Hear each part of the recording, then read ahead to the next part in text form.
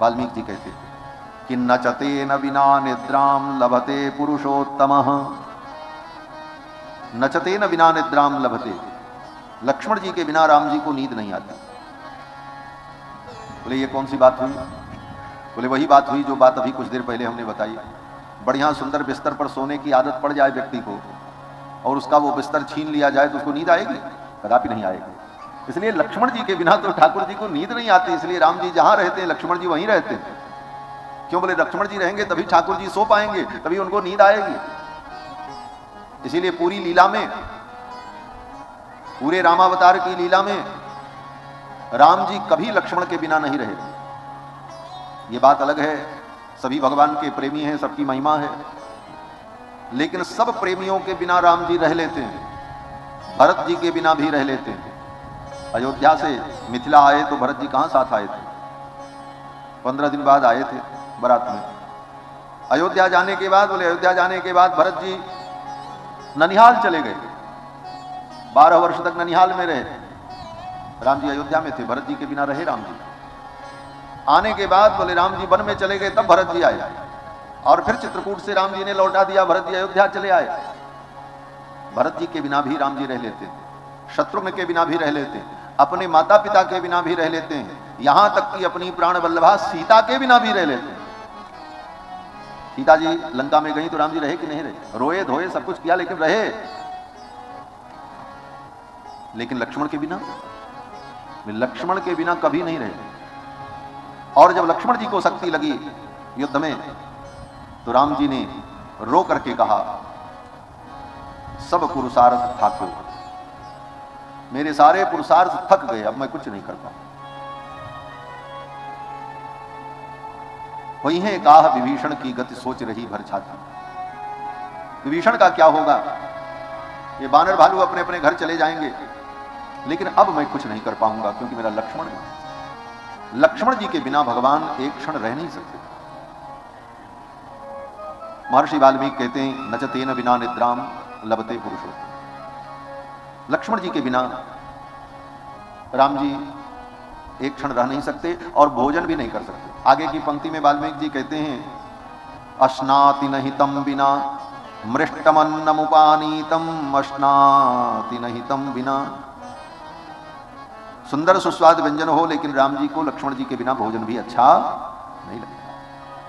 इसीलिए राम जी का मंदिर कहीं भी बनता है, राम जी की प्रतिष्ठा होती है तो साथ में लक्ष्मण जी की भी प्रतिष्ठा की जाती है।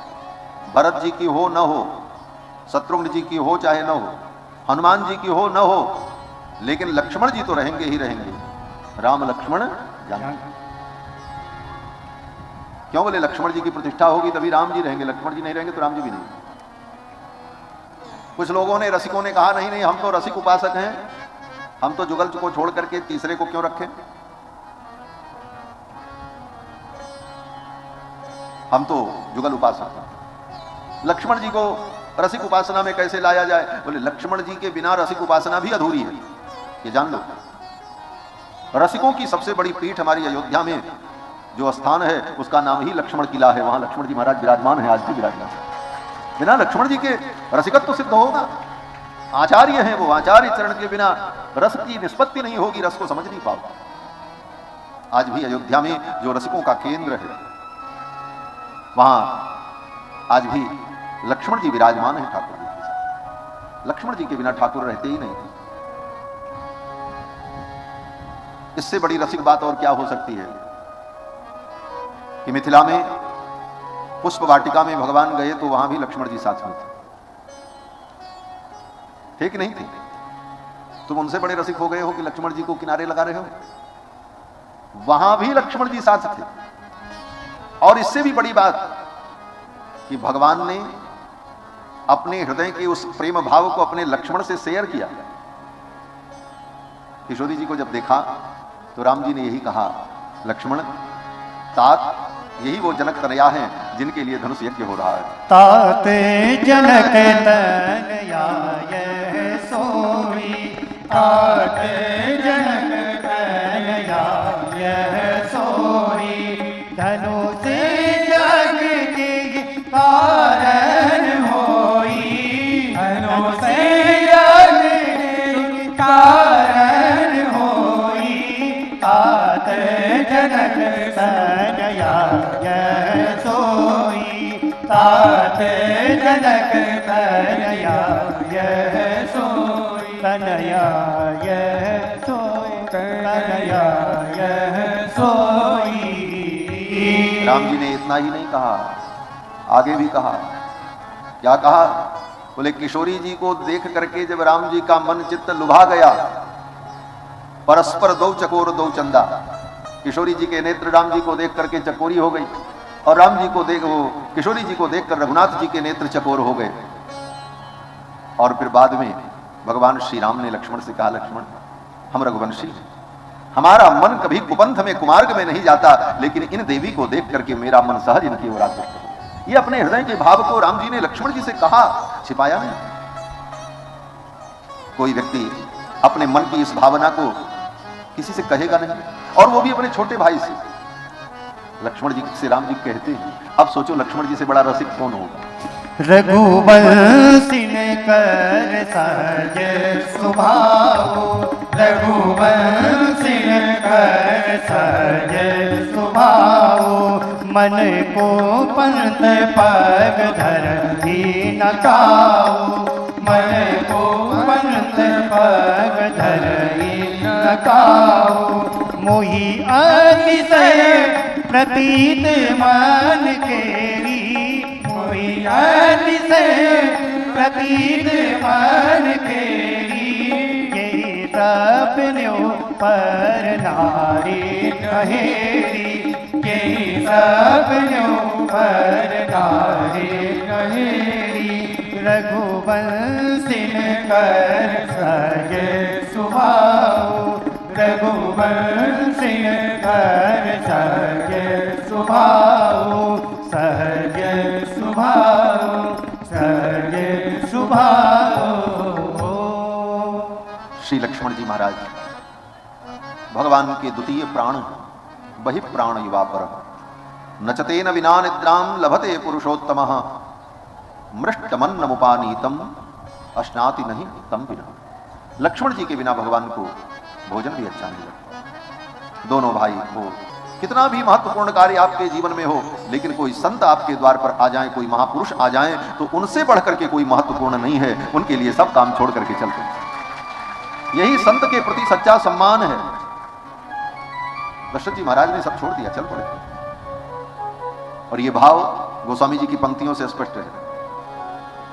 मुनि आगमन, मुनि आगमन सुना जब राजा मुनि आगमन सुना जब राजा मिलन गयो ले पीप समाजा मिलन गयो ले पीप समाजा मुनि आगमन सुना जब राजा मुनि आगमन सुना जब राजा। मुनि आगमन सुना जब, जैसे ही सुना मुनि आए हैं, सब काम छोड़ करके चल पड़े। मुनि आगमन सुना जब राजा मिलन गयो लय विप्र समाजा करी दंडवत मुनि सन्मानी निज आसन बैठारिन आनी चरण पखार कीन अति पूजा मौसम धन्य आज नहीं दूजा विविध भांति भोजन करवावा मुनिवर हृदय हर्ष अति पावा। चरण धोया, भोजन कराया, सम्मान किया। और जब विश्वामित्र जी गदगद हो गए, प्रसन्न हो गए, तब दशरथ जी ने अपने चारों पुत्रों को बुला करके चरणों में प्रणाम कराया। पुनि चरणन मेले सुत चारी पुनि चरणन मेले सुत चारी राम देव मुनि देह विसारी राम देव मुनि देह विसारी भय मगन देखत मुख शोभा भय मगन देखत मुख शोभा जनु चकोर पूरण ससिलोभा जनु चकोर पूरण ससिलोभा पुनि चरणन मेले सुत चारी पुनि चरणन मेले सुत चारी पुनि चरणन मेले सुत चारी। चारों पुत्रों को विश्वामित्र जी के चरणों में प्रणाम कराया और दशरथ जी ने कहा, गुरुदेव ये मेरे चारों बालक हैं, इनको आप आशीर्वाद दे दें। विश्वामित्र जी तो आशीर्वाद देने ही आए थे, और कौन सा आशीर्वाद चाहिए? राम जी ज्ञानी बन जाएं, विद्वान बन जाएं, धनवान बन जाएं, राजा बन जाएं। बोले ना, ये सब तो बने बनाए हैं राम जी, हमारे राम जी का ब्याह हो जाए ऐसा आशीर्वाद देते। ब्याह के लिए ही तो बात चल रही। दशरथ जी को लगा मेरे छोरों के ब्याह का आशीर्वाद देने के लिए गुरुदेव पधारे। चारों कुमारों को आशीर्वाद दिया। राम जी को देखकर विश्वामित्र जी अपने आप को भूल गए। फिर तो विश्वामित्र जी से दशरथ जी ने कहा, मुनिवर मैं आपकी क्या सेवा करूं? आप जो कहो मैं आपकी आज्ञा का पालन करूं। आपकी प्रसन्नता के लिए मैं क्या कर सकता हूं? तो विश्वामित्र जी ने कहा, तच्छ्रुत्वा। विश्वामित्र जी दशरथ जी के वचनों को सुन करके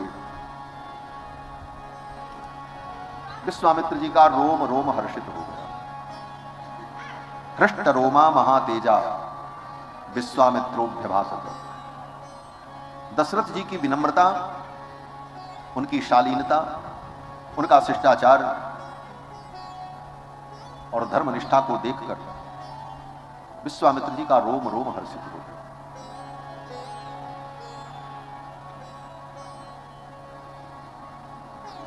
विश्वामित्र जी ने कहा, राजन तुम बड़े महान हो।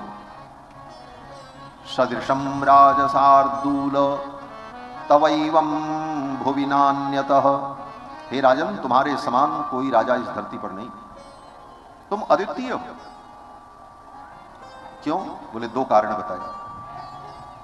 पहला कारण, विश्वामित्र जी कहते हैं कि महावंश प्रसूतस्य, ऐसे महान पवित्र वंश में आपका जन्म हुआ। उत्तम कुल में जन्म लेना यह भी साधारण बात नहीं। महावंश प्रसूतस्य। और दूसरी विशेषता बोले वशिष्ठ व्यपदेशिनः, वशिष्ठ जैसे आपको आचार्य मिले हैं, गुरु मिले हैं।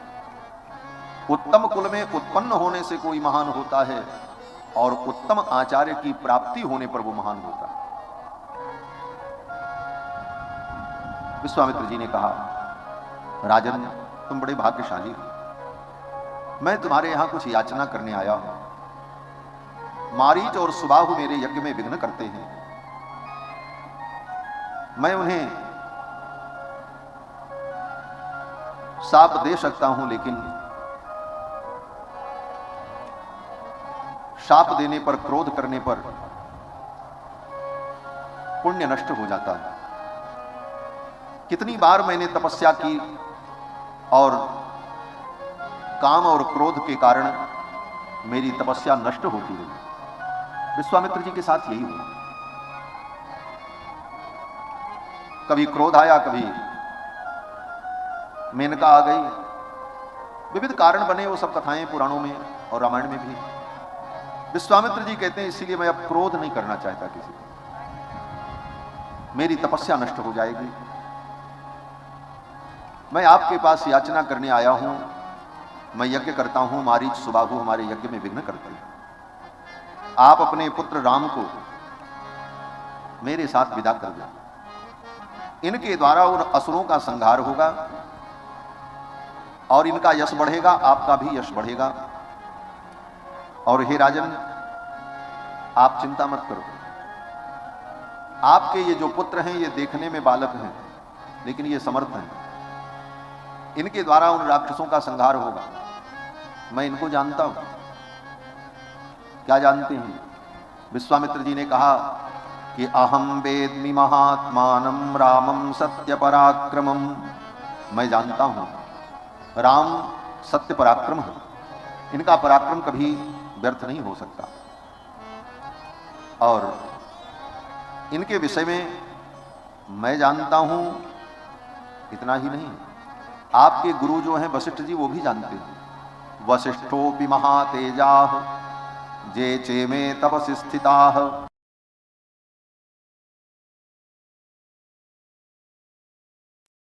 इसलिए आप संदेह रहित होकर के इनको मेरे साथ, इनके द्वारा मेरे यज्ञ की रक्षा होगी और आपका यश होगा। इतना सुनते ही दशरथ जी महाराज तो व्याकुल हो गए। दशरथ जी महाराज कुछ क्षण के लिए तो मूर्छित हो गए। जब चेतना आई तो दशरथ जी महाराज ने कहा, महाराज आप मेरा राज्य ले लो, मेरा सब कुछ ले लो, मैं आपके साथ चलूं, युद्ध करूंगा, लेकिन मेरे राम को आप मत ले जाओ। 16 वर्षों में रामो राजीव लोचना, मेरे राम अभी 16 वर्ष के भी नहीं हैं, ये राजीव लोचन है। न युद्ध योग्यता मत्स्य, उन राक्षसों के साथ युद्ध करने की योग्यता मेरे राम में अभी नहीं है, आप मुझे ले चलिए। इयम अक्षौहिणी सेना यस्याहम पतिरीश्वर, ये मेरी जो अक्षौहिणी सेना है जिसका मैं स्वामी हूं, ये सेना लेकर के मैं चलूंगा। तब तक लड़ूंगा जब तक मेरे शरीर में प्राण रहेगा और आपके कार्य को मैं संपन्न कराऊंगा, लेकिन आप मेरे राम को मत ले जाओ। हे गुरुदेव दया करो मुझ पर, इनको पाने के लिए मुझे कितनी प्रतीक्षा करनी पड़ी। दशरथ जी कहते हैं 60 वर्ष सहस्राणी जातस्य मम कौशिक, हे कुशिक नंदन 60,000 वर्ष की प्रतीक्षा के बाद ये हमको मिले हैं, और ऐसे नहीं मिले हैं। कृक्षेणोत्पादितश्चायम रनरामम नेतुमर्हसि, कितनी तपस्या के बाद इनको मैंने पाया है, 60,000 वर्ष प्रतीक्षा की। फिर गुरुजी से कहा, फिर गुरुजी ने कहा श्रृंगी ऋषि को बुलाओ, फिर श्रृंगी ऋषि को बुला करके लाया गया। 1 वर्ष तक अश्वमेध यज्ञ चला, फिर पुत्र कामेष्टि यज्ञ हुआ, फिर 11 महीने प्रतीक्षा की, तब इनको मैंने पाया, और आप मांगने चले आए। एक बार तो विचार किया होता। गोस्वामी जी की पंक्ति, दशरथ जी कहते हैं हे विप्र तुमने विचार करके नहीं कहा। चौथे पन पायहु सूत चारी, चौथे पन पायहु सूत चारी, विप्र वचन नहीं कहे हो बिचारी, विप्र वचन नहीं कहे हो बिचारी, विप्र वचन नहीं कहे हो बिचारी। चौथे पन पायहु सूत चारी, चौथे पन में मैंने 4 पुत्र पाया। हे विप्र आपने विचार करके नहीं कहा। ये विप्र जो है ये विश्वामित्र जी के ऊपर व्यंग है दशरथ जी का। क्या व्यंग है? बोले विप्र का अर्थ क्या होता है? सामान्य अर्थ तो यही होता है विशिष्टः प्रकृष्टः विप्रः, जो विशिष्ट हो प्रकृष्ट हो श्रेष्ठ हो इसलिए विप्र है। लेकिन यहां विप्र शब्द का एक विशेष अर्थ विशेष रूपेण प्रपूरयति इति विप्रः। ब्राह्मण विप्र कौन? बोले जो अपने आश्रित भक्तों को परिपूरित कर दे, भर दे, उसका नाम विप्र। विशिष्ट रूपेण प्रपूरयति, जो पूर्ण कर दे, खाली को रिक्त को जो भर दे उसका नाम विप्र। मानो दशरथ जी व्यंग करते हैं, विश्वामित्र नाम नहीं लिया, कुशिक नंदन नहीं कहा, कहा विप्र। बोले विप्र तो आप बन गए लेकिन विप्र की योग्यता नहीं आई, लगता व्यंग है। क्यों? बोले विप्र बनने के लिए तपस्या तो की, क्षत्रिय से विप्र बन गए, लेकिन विप्र का जो काम है किसी को पूरा कर देना, भर देना, वो काम आप नहीं कर सके। अब पूरा कौन कहे, आप तो खाली करने के लिए चले आए, हमारे बेटों को ले जाए। विप्र तो हमारे गुरुदेव वशिष्ठ हैं जिन्होंने मेरा घर भर दिया। 1 पुत्र मैं चाहता था, 4 पुत्र। विप्र तो श्रृंगी ऋषि, और आप विप्र होकर के भी विप्र का भाव नहीं है। ये बड़ा सूक्ष्म व्यंग है दशरथ जी महाराज का विश्वामित्र जी के। इसीलिए कहा विप्र कहो नहीं वचन विचार। आप विप्र हो और आपको ऐसा नहीं कहना चाहिए, आपको विचार करना चाहिए। मैं अपने राम को नहीं दूंगा। दशरथ जी ने कहा मैं प्राण दे दूंगा, राम को नहीं दूंगा। विश्वामित्र जी ने कहा राजन तुमने कहा था गुरुदेव आप जो कहोगे मैं आपके वचन की पूर्ति करूंगा, तुम्हारे उस वचन का क्या होगा? दशरथ जी ने कहा वचन जाए भाड़ में, मैं अपने राम को देने वाला नहीं हूं। न रामम ने तुमर्हसि, मेरे राम को आप नहीं ले जा सकते। दशरथ जी महाराज ने कहा मैं प्राण दे दूंगा लेकिन अपने राम को नहीं दूंगा। विश्वामित्र जी समझ गए ये राजा मर जाएगा, अपना सब कुछ नष्ट कर देगा, लेकिन अपने राम को नहीं देगा। आहा क्या राम प्रेम है इसका। प्रेम तो ऐसा ही होना चाहिए, भगवान के प्रति प्रेम हो तो ऐसा ही है। सारी दुनिया एक तरफ, राम जी एक तरफ। विश्वामित्र जी बड़े प्रसन्न हुए, नाराज नहीं हुए। हृदय हर्ष माना मुनि ज्ञानी, हृदय में हर्ष हुआ, वाह राजन तो बड़े अच्छे हो, ऐसा ही होना चाहिए। भीतर से प्रसन्न हुए।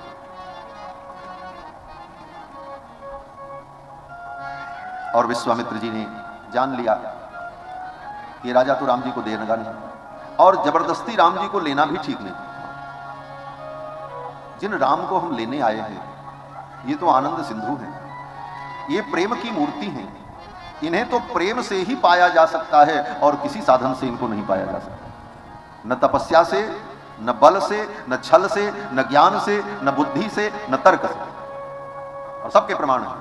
भगवान के विषय में जब तर्क की बात आई तो वेदों ने कहा तर्का प्रतिष्ठाना, तर्क की अप्रतिष्ठा। बुद्धि से बोले नायम आत्मा प्रवचनेन लभ्यो न मेधया, सब प्रमाण धरा पड़ा है, एक एक की व्याख्या करने का समय नहीं है।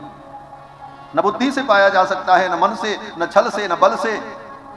नायम आत्मा बलहीनेन लभ्य, आत्मबल, गुरु की कृपा का बल, प्रेम का बल ही इन्हें प्रदान कर सकता है, और सारे बल बेकार है।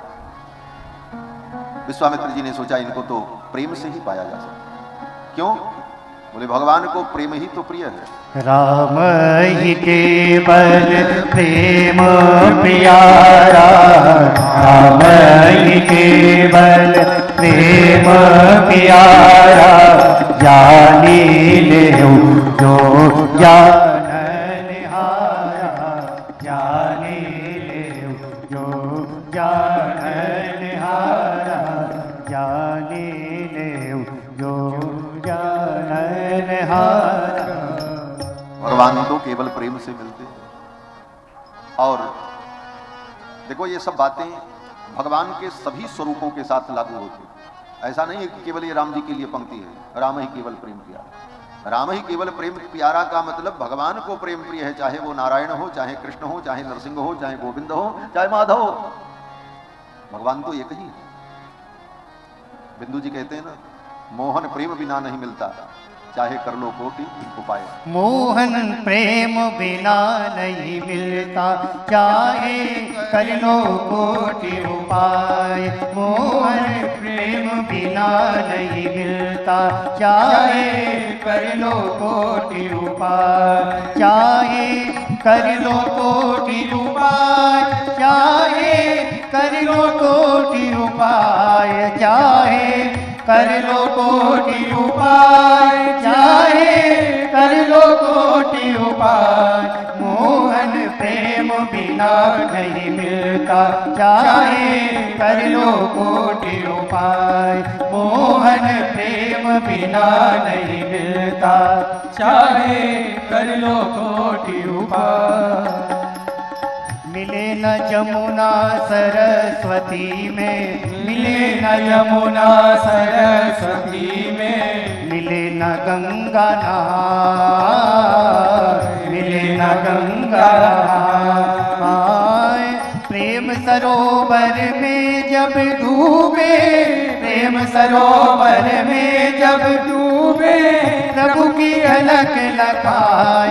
मोहन प्रेम बिना नहीं मिलता, चाहे कर लो कोटि उपाय।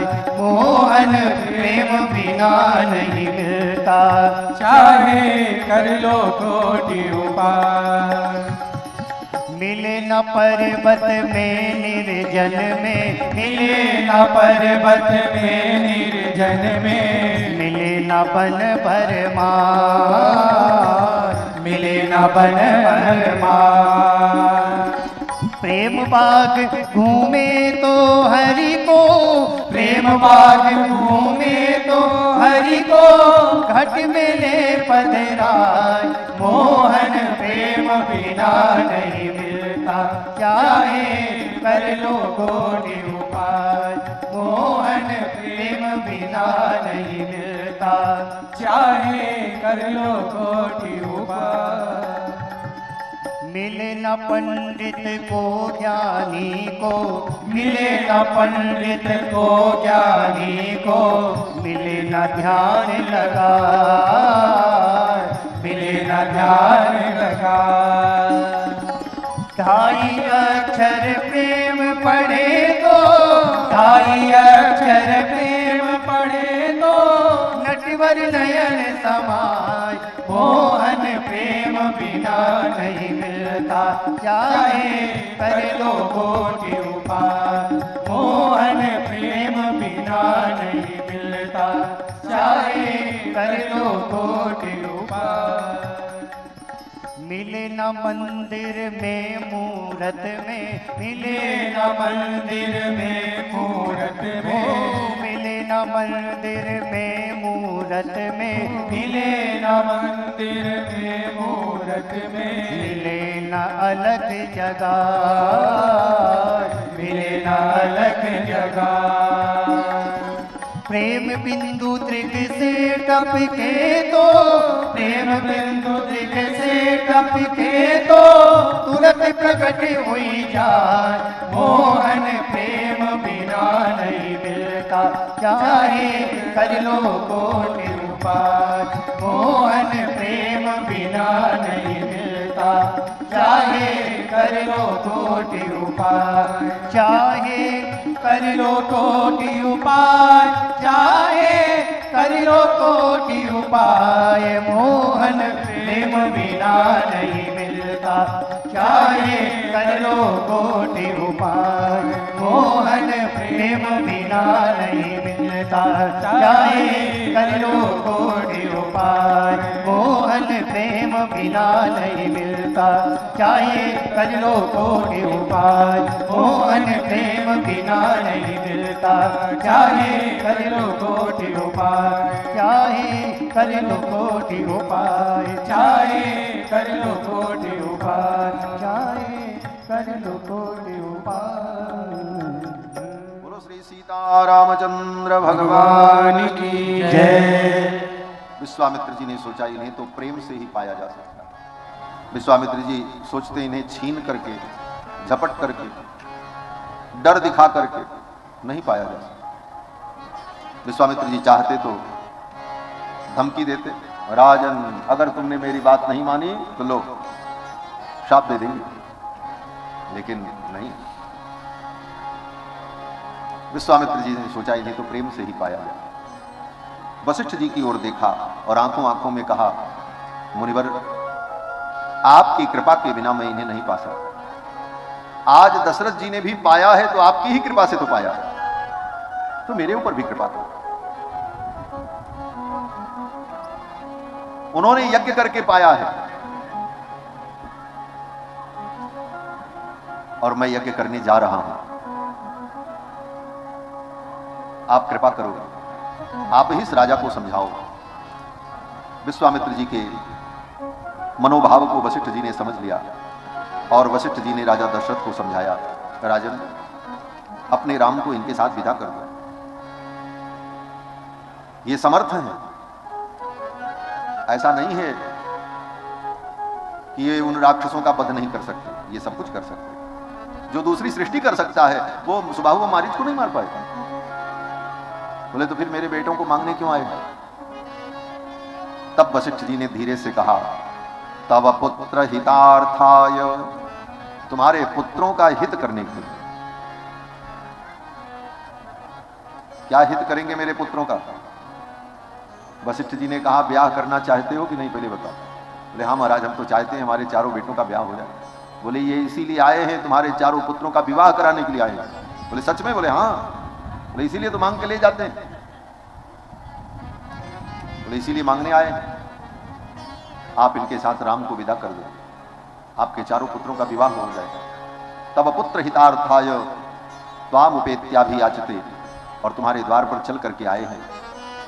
तेसाम निग्रहणे सक्तः स्वयं चकुशिकात्मज, उन राक्षसों का निग्रह करने में ये स्वयं समर्थ हैं विश्वामित्र जी, लेकिन तुम्हारे पुत्रों का हित करने के लिए आए। राजन चिंता मत करो और इनके साथ विदा कर दो। तब वशिष्ठ बहुविधि समझावा, तब वशिष्ठ बहुविधि समझावा, तब वशिष्ठ बहुविधि समझावा। नभ संदेह नास कर पावा, नभ संदेह नास कर पावा। वशिष्ठ जी ने समझाया। क्या समझाया? बोले तब वशिष्ठ बहु विधि समझा। वशिष्ठ जी ने बहू की विधि समझाई। बोले बहू की विधि? बोले हाँ, देखो राजन, अगर बहू ले आना है तो इनके साथ भेजो, यही बहू की विधि है।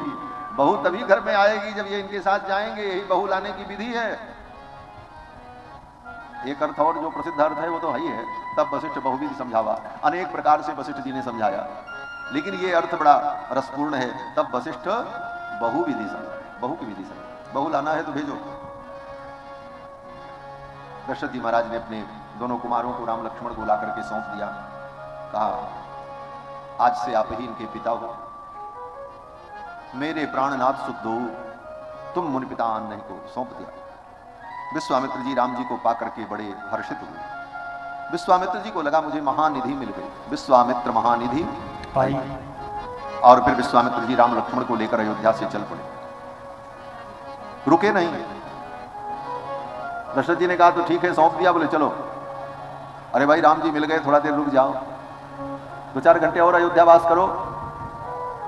विश्वामित्र जी ने मन में सोचा बड़े मुश्किल से तो राजा तैयार हुआ है, कहीं इसकी बुद्धि बदल गई और दिमाग बदल गया और निर्णय बदल गया तो फिर मिला हुआ काम बिगड़ जाएगा, बना काम बिगड़ जाएगा। अब तो चलो यहां से। राम लक्ष्मण को लिया, चल पड़े। सरयू जी के किनारे किनारे पद यात्रा करते हुए चल रहे हैं। 6 कोस की यात्रा पहले दिन हुई पैदल, विश्वामित्र जी, भगवान राम और कुमार लक्ष्मण। 6 कोस की यात्रा जब संपन्न हुई तो सायंकाल की बेला हो गई। विश्वामित्र जी ने सोचा राम जी तो हमको मिल गए, इनको मैं अपना क्या बनाऊं। ठाकुर जी को अपना बनाने के लिए कोई संबंध जोड़ना चाहिए। ठाकुर जी को अपना कुछ बना लो, समय रहते ठाकुर से संबंध जोड़ लो। इसीलिए हमारे वैष्णव समाज में आज भी रसिक परंपरा में कोई व्यक्ति दीक्षा लेता है तो उसे संबंध पत्र दिया जाता है, संबंध पत्र दिया जाता है।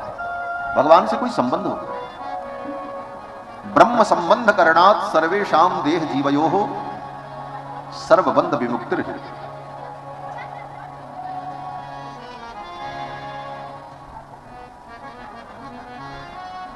सर्वबंध विमुक्तिर, ब्रह्म संबंध होने पर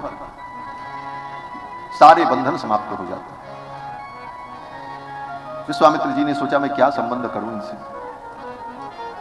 विश्वामित्र जी ने सोचा, दशरथ जी ने इनको बेटा बना लिया, वशिष्ठ जी ने अपना चेला बना लिया, तो हम भी ब्राह्मण ही हैं, इनको अपना चेला बना लेते हैं। चेला बनाने में ज्यादा लाभ है। और ऐसे भी महात्मा साधु लोग चेला बनाने में बड़े कुशल होते हैं।